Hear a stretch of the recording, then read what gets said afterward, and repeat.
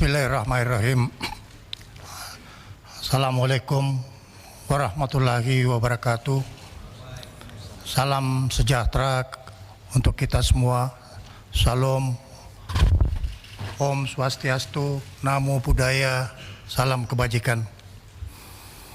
Yang terhormat Ketua Komisi 1 DPR RI selaku pimpinan rapat, yang saya hormati para wakil Ketua Komisi 1 DPR RI,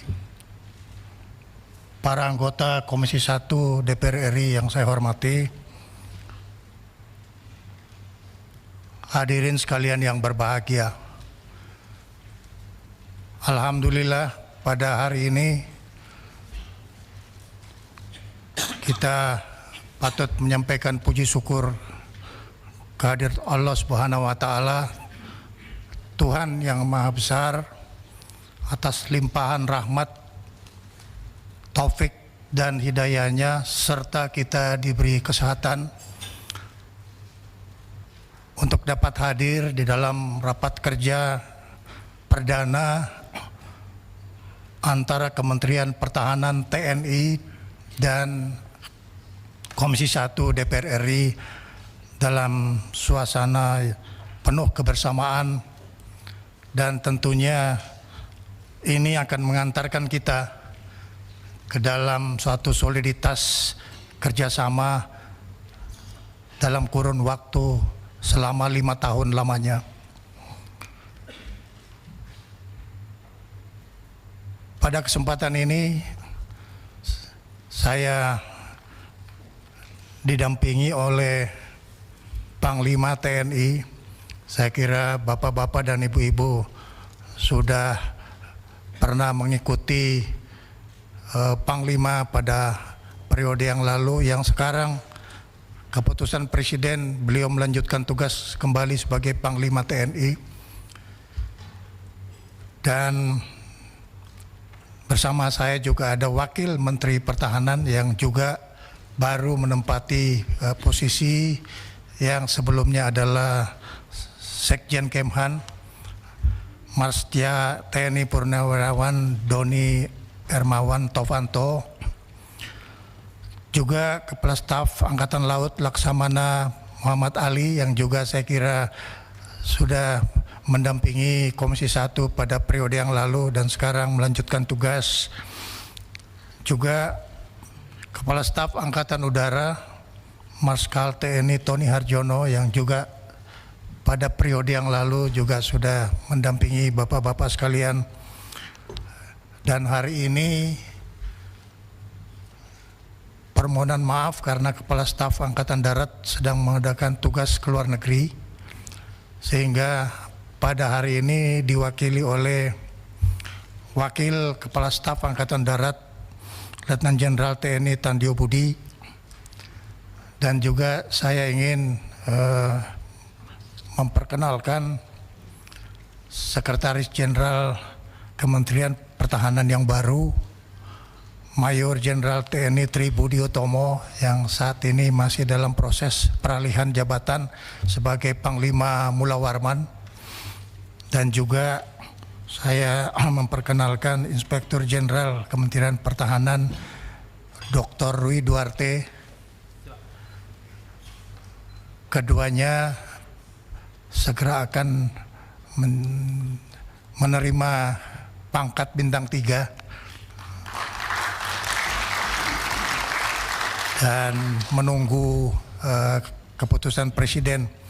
Juga saya didampingi oleh para pejabat utama Kementerian Pertahanan yang cukup banyak, dan saya kira ini juga mereka ikut mendampingi bapak-bapak sekalian pada periode yang lalu, dan juga bersama dengan para pejabat utama dari Markas Besar TNI dan Markas Besar Angkatan yang pada hari ini hadir bersama-sama.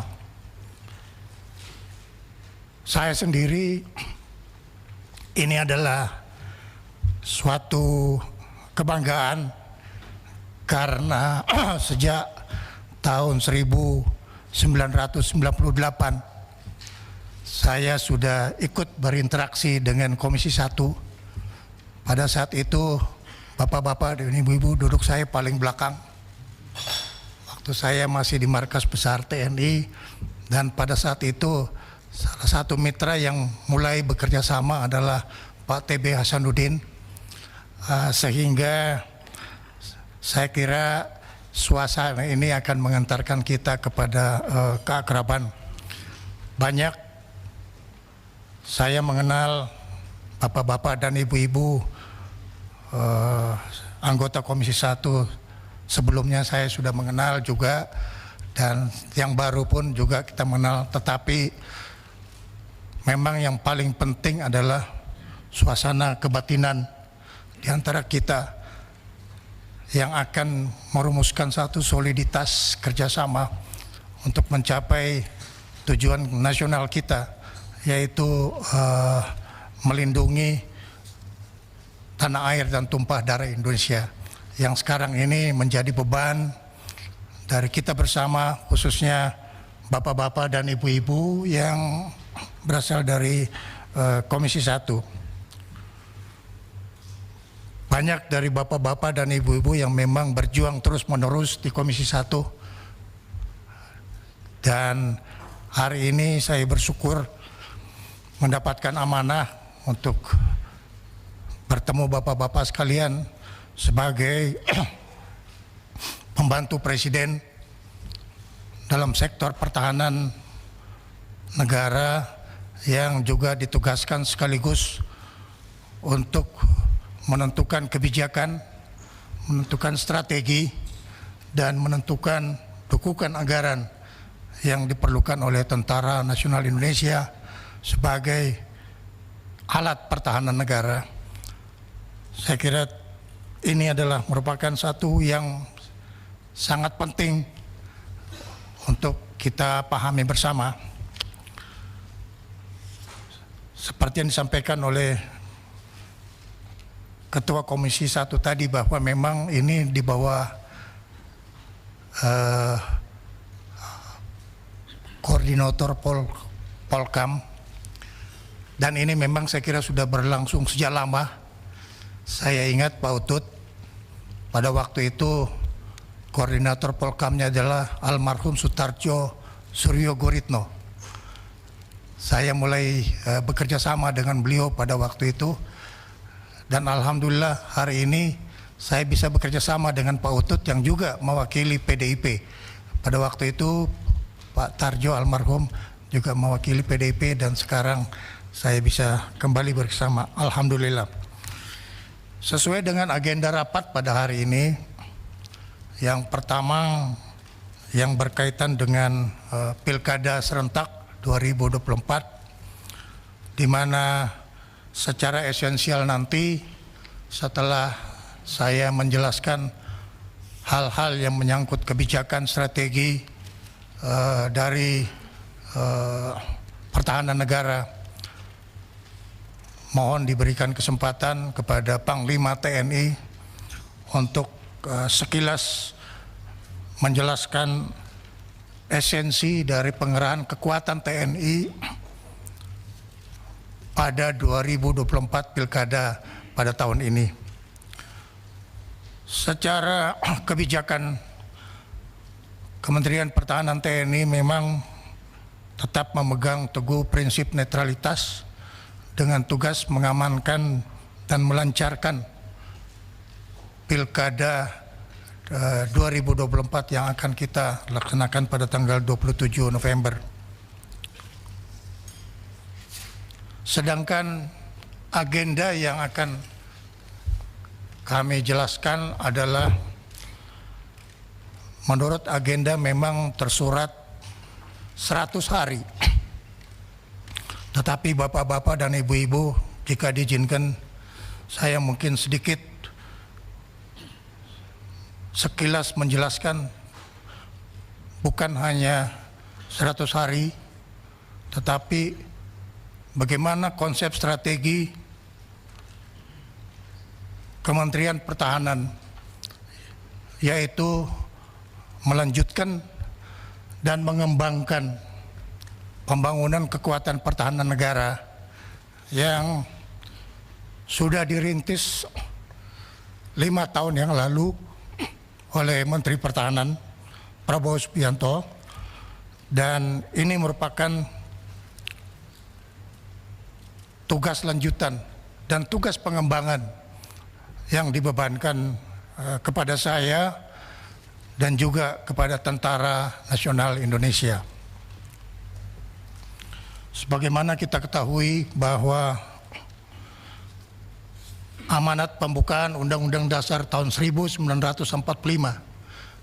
yaitu melindungi segenap bangsa dan negara Indonesia dan seluruh tumpah darahnya, maka inilah merupakan fundamental yang kita pegang sebagai tujuan nasional, dan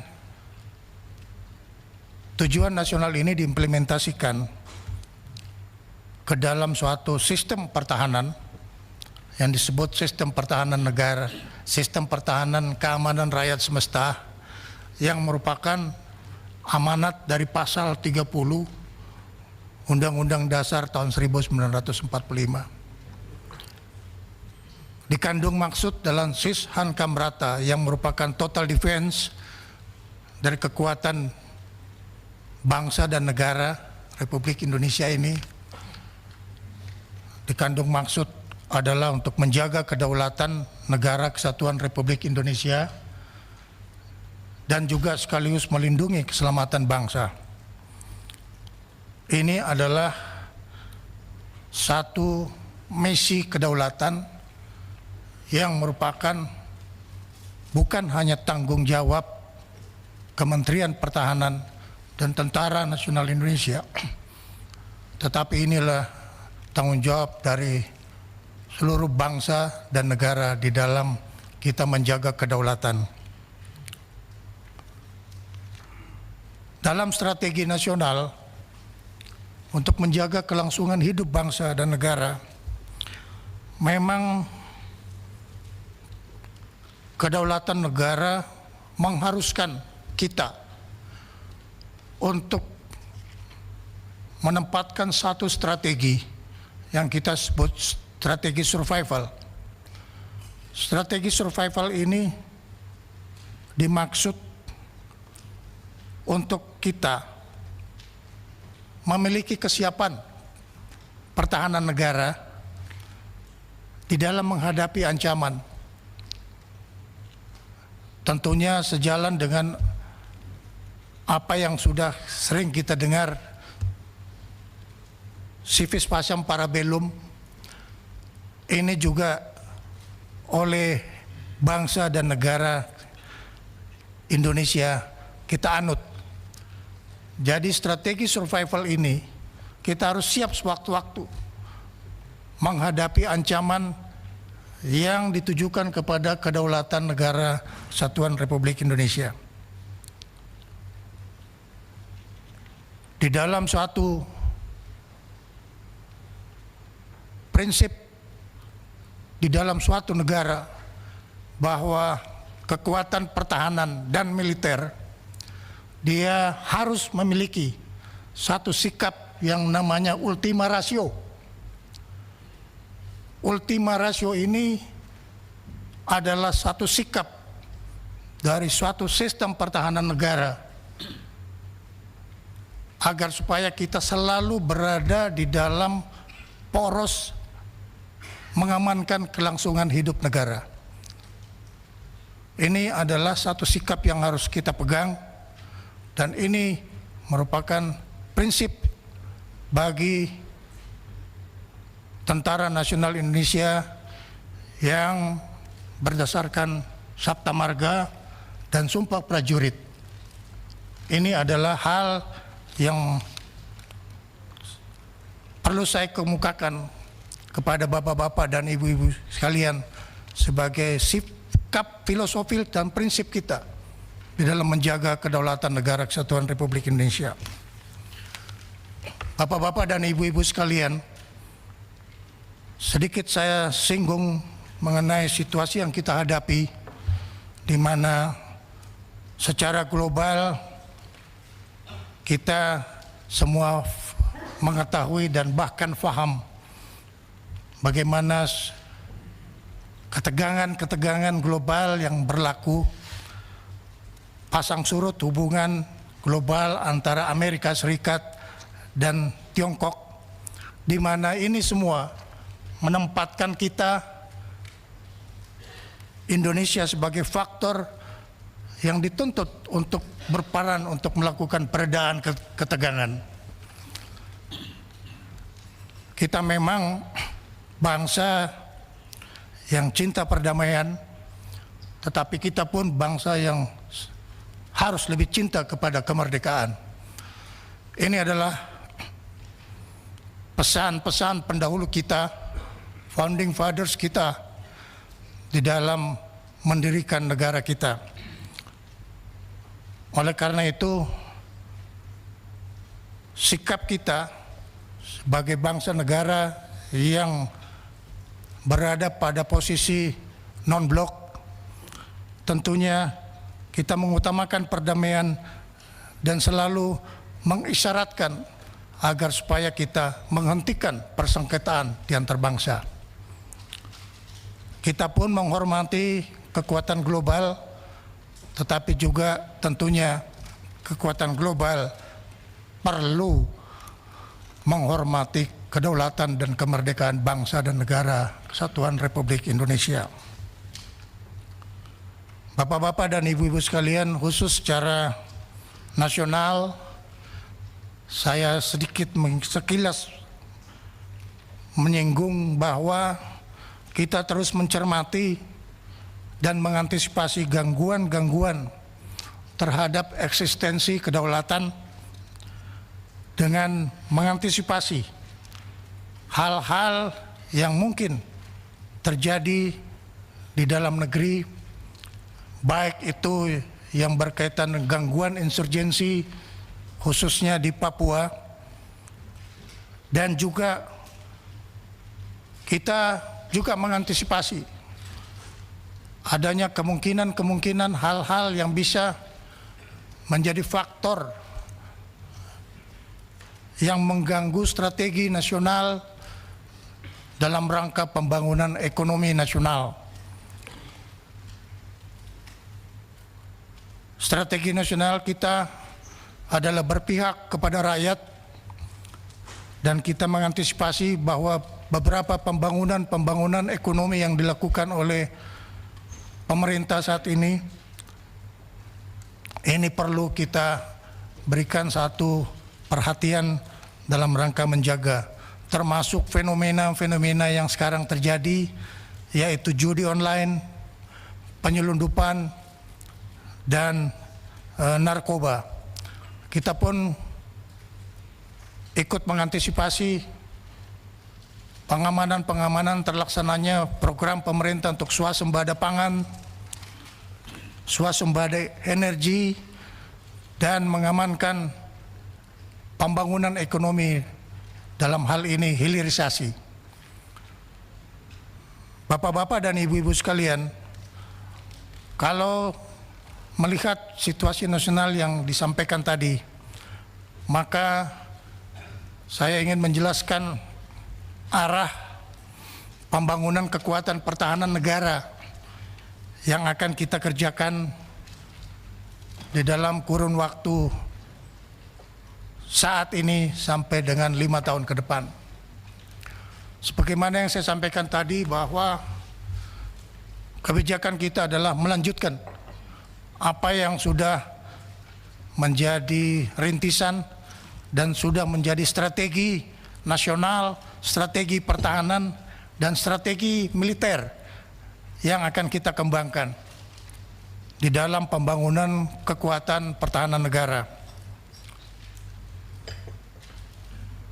Kita akan melanjutkan penguatan kebijakan strategi pertahanan,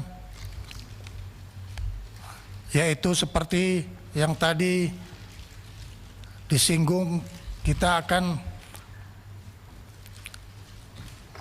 melakukan revisi Undang-Undang Tentara Nasional Indonesia. Kita akan melakukan penguatan kebijakan strategis nasional dengan membentuk amanat Undang-Undang Pertahanan Negara pasal 15, yaitu terbentuknya Dewan Pertahanan Nasional dalam konteks bagaimana kita mengamankan kedaulatan negara. Di dalam konteks pembangunan kekuatan TNI, kita akan melanjutkan konsep pembangunan kekuatan TNI yang disebut Perisai Trisula Nusantara dalam konteks kekuatan darat, kekuatan laut, dan kekuatan udara yang nanti secara spesifik selintas akan saya berikan penjelasan. Juga kami akan mengembangkan Center of Excellence dari intelektual kita, khususnya di bidang pertahanan negara, dengan melanjutkan dan mengembangkan laboratorium pertahanan nasional yang dilaksanakan oleh Universitas Pertahanan. Di dalam konteks mengembangkan kebijakan dan strategi, Bapak-bapak dan Ibu-ibu sekalian, saatnya Kementerian Pertahanan akan mulai untuk memproses reformasi birokrasi pertahanan negara, di mana dari sistem pertahanan negara kita sudah tertinggal 22 tahun lamanya. Sebagaimana bapak-bapak dan ibu-ibu ketahui, pada saat Undang-Undang Pertahanan Negara ditetapkan, Undang-Undang Nomor 3 Tahun 2002, bersamaan dengan Polri menerima amanah dalam Undang-Undang Nomor 2 Tahun 2022, yaitu Undang Polri, Kepolisian Negara Republik Indonesia segera mengadakan reformasi di lingkungan Polri. Kementerian Pertahanan dan Tentara Nasional Indonesia, karena akibat dari intensitas pelaksanaan tugas di dalam negeri yang sangat tinggi, sehingga reformasi birokrasi pertahanan negara belum sempat tersentuh sampai dengan saat ini.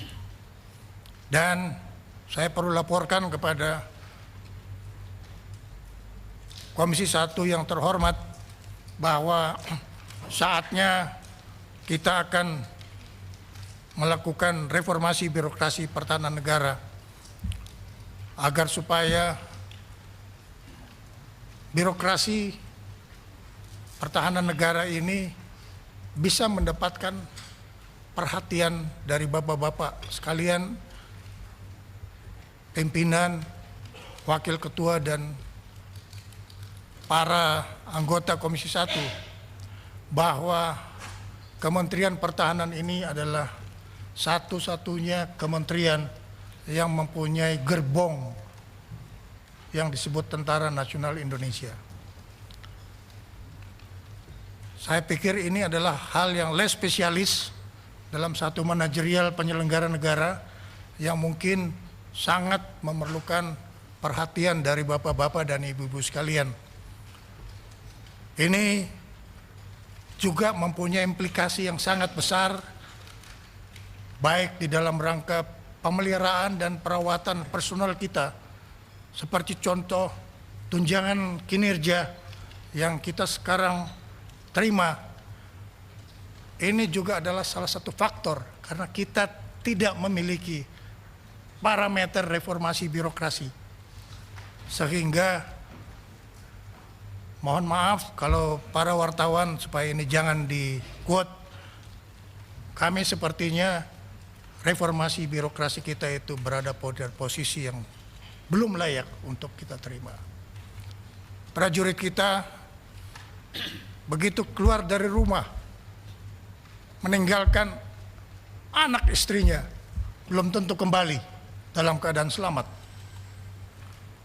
Para pilot kita begitu terbang, belum tentu kembali dalam keadaan selamat.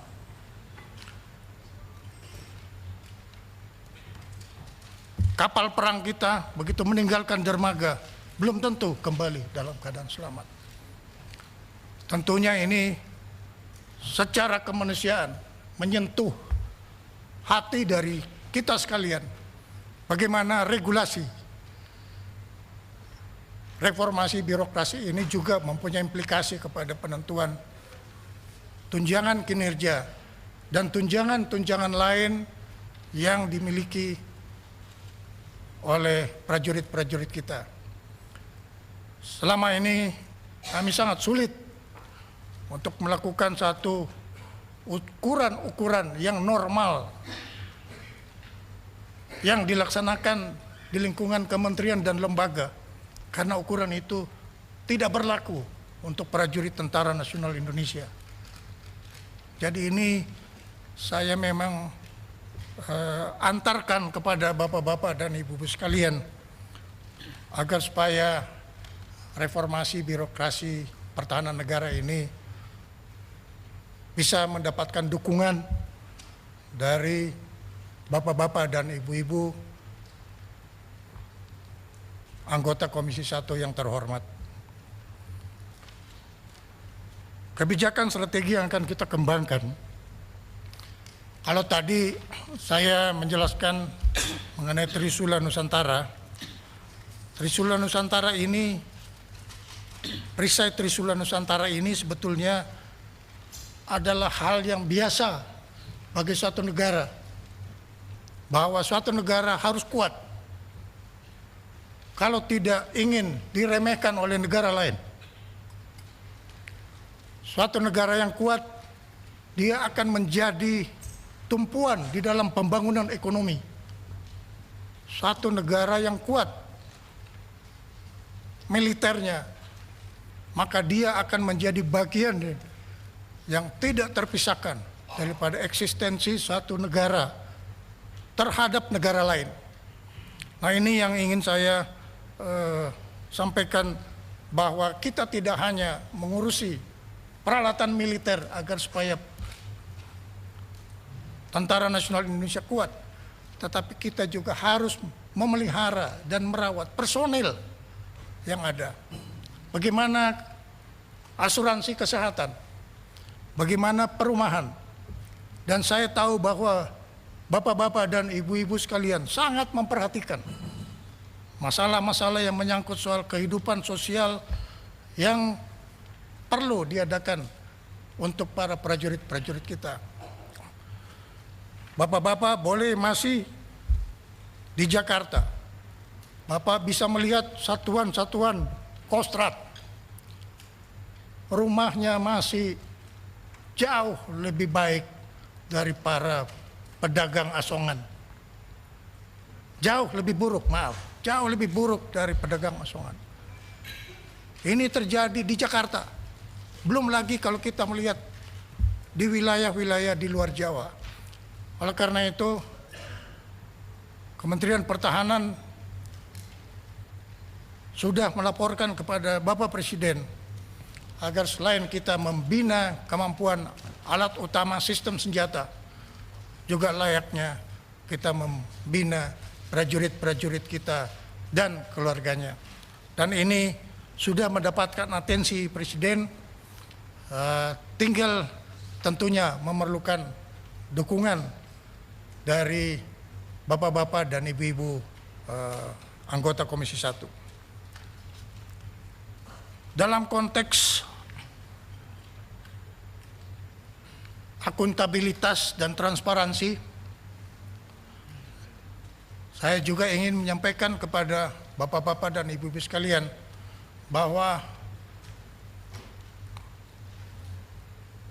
Kementerian Pertahanan dan TNI di dalam mengelola anggaran pertahanan yang diberikan kepada kami didahului dengan review BPKP.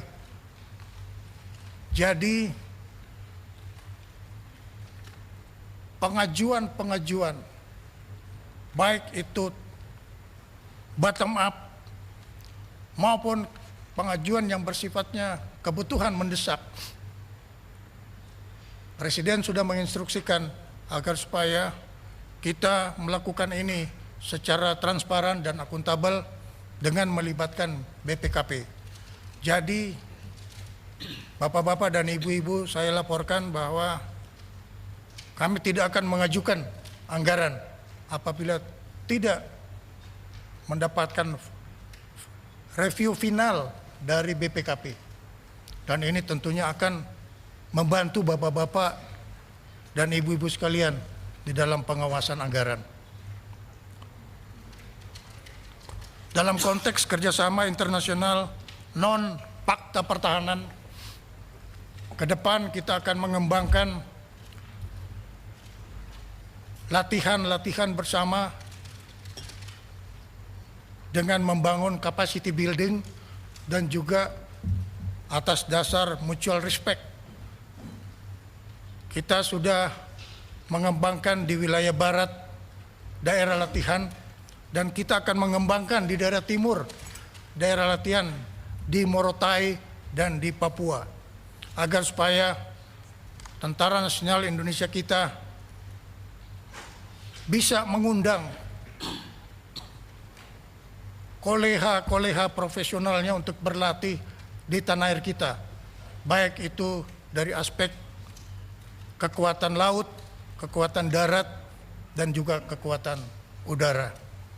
Ini akan kita lakukan di dalam tahun ini, dan tentunya kami sangat memerlukan adanya satu hal yang bersifat moral support, dan saya pada kesempatan ini mengundang bapak-bapak dan ibu-ibu sekalian, pada saatnya kami dan TNI melaksanakan satu latihan bersama dengan negara-negara kita, kami membuka uluran tangan mengundang bapak-bapak sekalian dan ibu-ibu sekalian untuk melihat bagaimana latihan bersama ini kita lakukan agar supaya kita bisa menjadi negara-negara yang juga tidak hanya dibanggakan oleh rakyatnya, tapi juga dibanggakan oleh regional.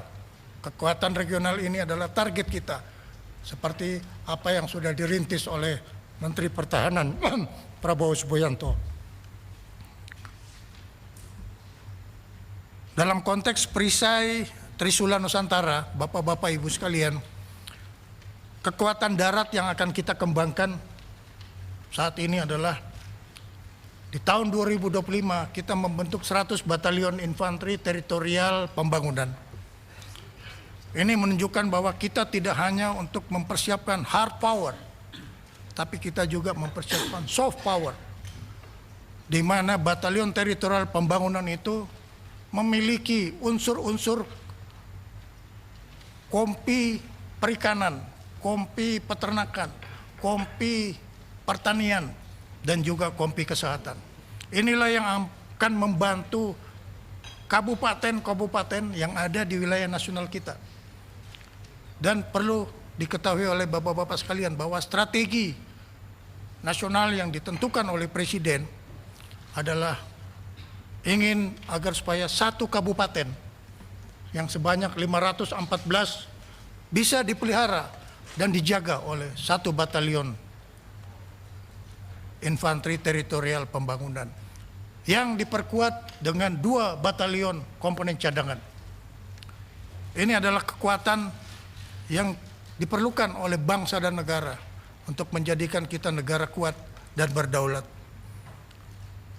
Kekuatan laut yang kita kembangkan di tahun 2025 ini adalah mengisi choke point yang ada agar supaya kita mempunyai kemampuan untuk menutup celah-celah yang bisa menjadi infiltrasi dari kekuatan asing yang akan masuk di wilayah nasional kita. Kekuatan udara memang hal yang sangat mahal dibandingkan dengan kekuatan kekuatan darat. Akan tetapi kita harus lakukan selimut udara. Selimut udara ini perlu. Dengan jalan kita memiliki skuadron pesawat tempur, dan ini sudah dilakukan, tapi kita juga harus memikirkan satu langkah-langkah interim di mana ini perlu kita persiapkan, sebab kita tidak tahu, tidak punya kepastian kapan ancaman itu menjadi nyata. Oleh karena itu, kita akan menyiapkan kemampuan pesawat tempur yang bersifat interim untuk sementara sambil menunggu peralatan-peralatan yang baru itu bisa sampai ke tanah air. Sebagai penutup dari pengantar ini, Bapak-bapak dan Ibu-ibu sekalian, kami ingin menyampaikan bahwa satu keniscayaan bagi negara kesatuan Republik Indonesia, yaitu tegaknya dan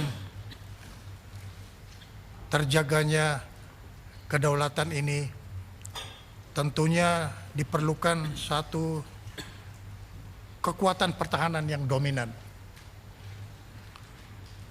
Kita memerlukan satu stabilitas nasional yang bisa mengayomi pembangunan nasional kita. Dan agar supaya pembangunan ekonomi ini bisa memenuhi keberpihakan kepada rakyat yang senantiasa memang sangat mengharapkan keberpihakan pemerintah kepada rakyat Indonesia yang memerlukan perhatian. Yang terhormat Ketua Komisi 1 DPR RI, para wakil ketua, serta bapak-bapak dan ibu-ibu anggota Komisi 1 yang terhormat. Demikianlah esensi kebijakan strategis untuk melanjutkan dan mengembangkan pembangunan kekuatan pertahanan negara ini sebagai suatu introduksi perdana dari kami yang tentunya memerlukan eksplorasi dan eksploitasi dari bapak-bapak dan ibu-ibu sekalian. Sebab tanpa dukungan dari bapak-bapak, ibu-ibu sekalian dari Komisi 1, mustahil kita bisa mencapai misi utama yang dibebankan kepada kami. Sebagai institusi yang menjaga dan mengamankan kedaulatan negara, kami bertekad akan terus mengawal kebijakan nasional yang ditugaskan kepada kami, terutama keberpihakan pemerintahan kepada rakyat Indonesia. Kami mengucapkan terima kasih atas perhatian bapak-bapak dan ibu-ibu sekalian, dan semoga awal dari pertemuan ini bisa memberikan satu angin segar di dalam kita melanjutkan kemitraan strategis antara Kementerian Pertahanan dan TNI dengan bapak-bapak dan ibu-ibu sekalian di Komisi 1.